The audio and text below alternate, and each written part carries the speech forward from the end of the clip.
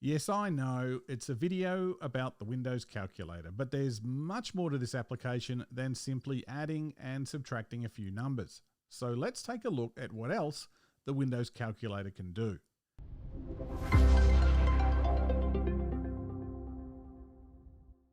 Now, it's likely that everyone watching this video has used the Windows calculator before, but rarely do people use it beyond those basic tasks. So the first tip I have for you is to resize the calculator.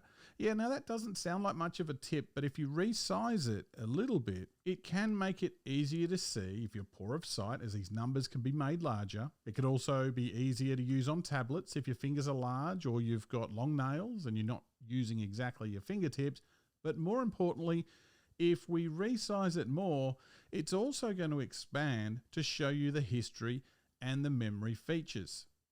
Now, actually, if we just go back to the standard size of the calculator, we also can use this little icon here in the top right, and that'll show us the history, but it also hides the buttons of the calculator, so expanding it is definitely a more convenient method.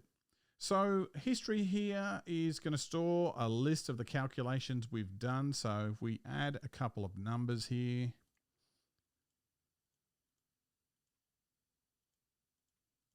you're going to start to see our history over on the right, and we can come back and use or refer to these calculations later on.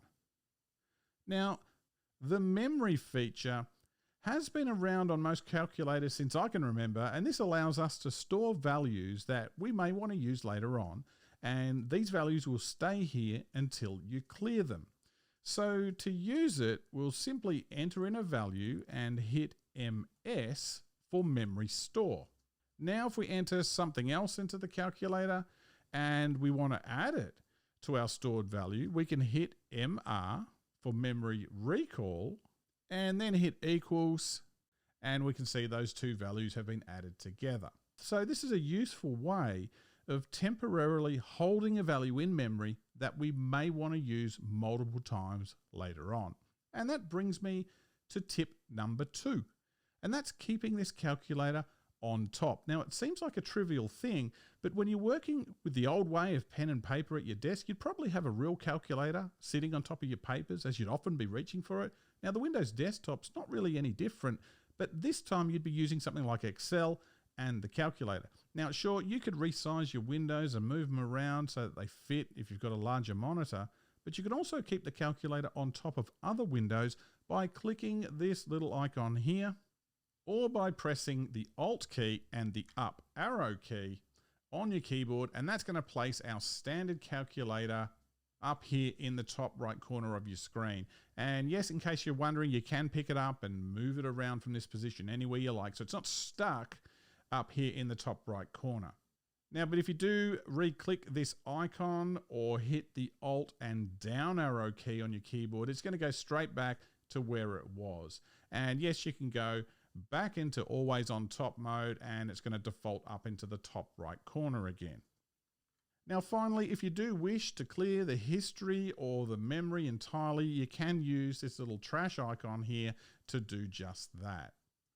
Now tip number 3 is going to be for performing date calculations.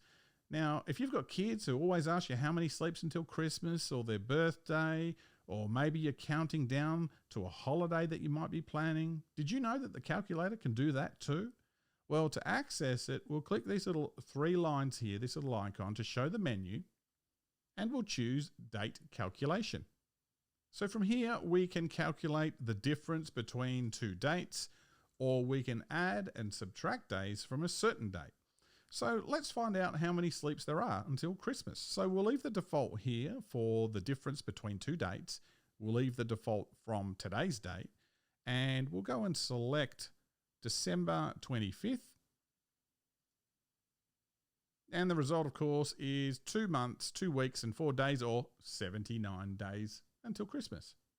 All right, well, tip number 4 is using the calculator to convert from one thing to another thing. Now, we've all done this before. We've all come across a cooking recipe that says set your oven to 400 degrees Fahrenheit.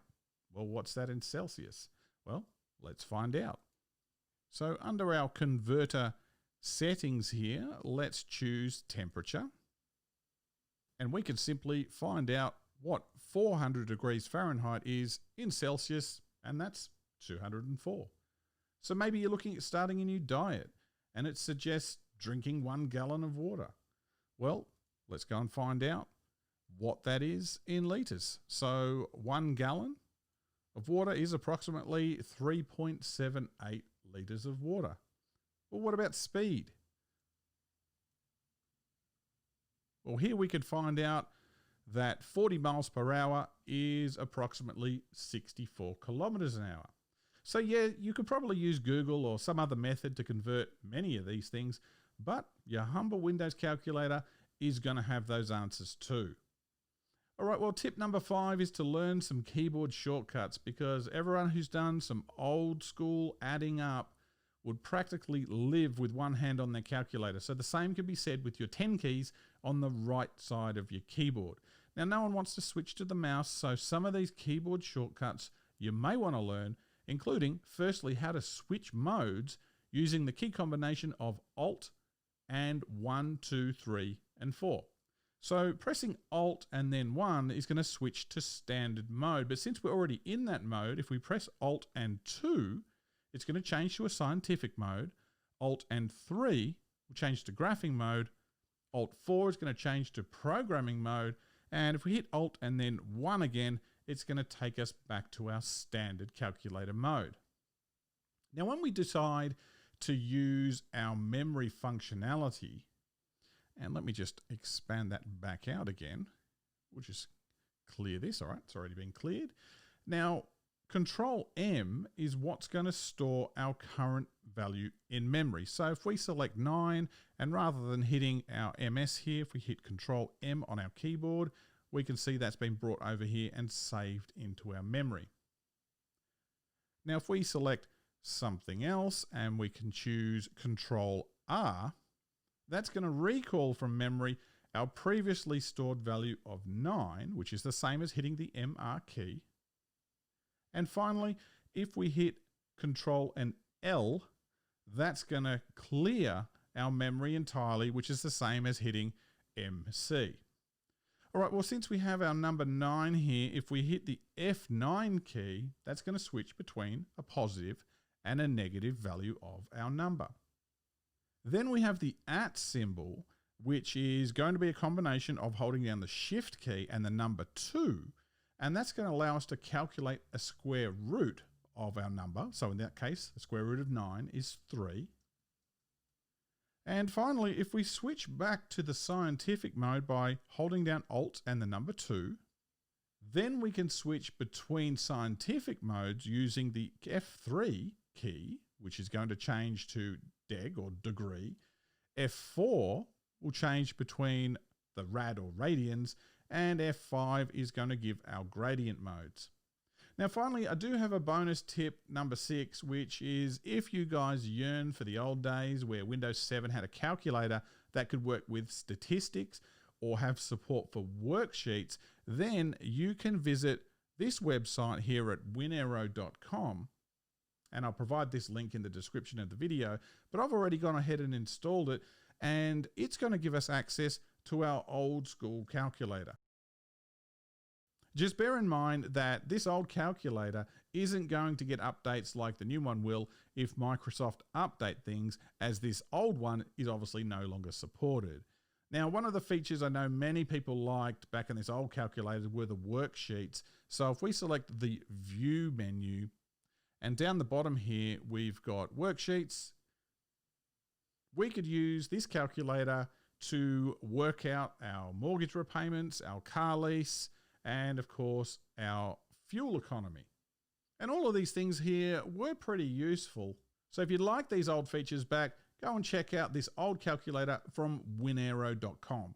So there you have it, guys. 5 tips for using the Windows calculator plus this bonus old school calculator. I really hope you enjoyed this video. Don't forget to subscribe for more, and we'll see you in the next one. Thanks for watching.